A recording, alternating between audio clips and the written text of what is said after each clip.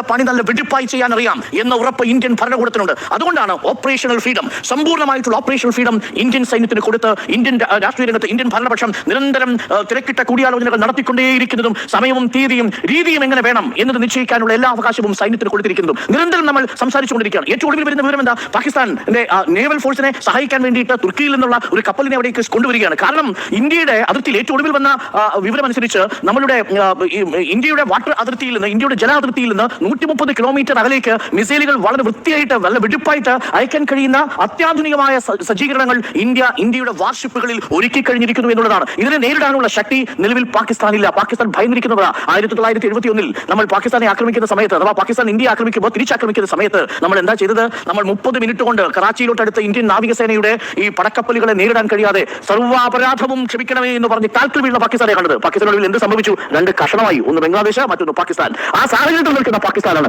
4 ദിവസത്തിൽ കൂടുതൽ പിടിച്ചു നിൽക്കാനുള്ള ആയുധം പാകിസ്ഥാന്റെ കയ്യിലില്ല. പറഞ്ഞത് ഞാനല്ല, ഒരു മാധ്യമവുമല്ല, അത് അവിടുത്തെ കമാൻഡോസിന്റെ കോൺഫറൻസിൽ പറഞ്ഞിരിക്കുന്നത്. ഈ സാഹചര്യത്തിൽ ആകരുത് ഇന്ത്യയിൽ വ്യത്യസ്ത അഭിപ്രായമുണ്ട് എന്നൊരു തോന്നൽ ഉണ്ടാക്കേണ്ടത്. അത് നിങ്ങൾക്ക് സർവകക്ഷി യോഗത്തിൽ പറയാം. ഇതിനുശേഷം വരുന്നുണ്ടല്ലോ പാർലമെന്റ്, ഉന്നയിക്കാം. ആ പാർലമെന്റിൽ ചോദ്യങ്ങളെല്ലാം അക്കമിട്ട് ഉന്നയിക്കണം. ആ സമയത്ത് ഈ രാജ്യത്തിന്റെ ആഭ്യന്തര വകുപ്പ് മന്ത്രിയുടെ രാജ്യം നിങ്ങൾ ആവശ്യപ്പെട്ടുള്ളൂ. പക്ഷേ ഈ നിമിഷം നമ്മൾ ആവശ്യപ്പെടുന്നത് ഇതിന് ശക്തമായി തിരിച്ചടി കൊടുക്കുകയും പാകിസ്ഥാന്റെ മണ്ണിൽ നിന്ന് തീവ്രവാദം എന്നേക്കുമായി അവസാനിപ്പിക്കുകയും ചെയ്യണം എന്നുള്ളതാണ്.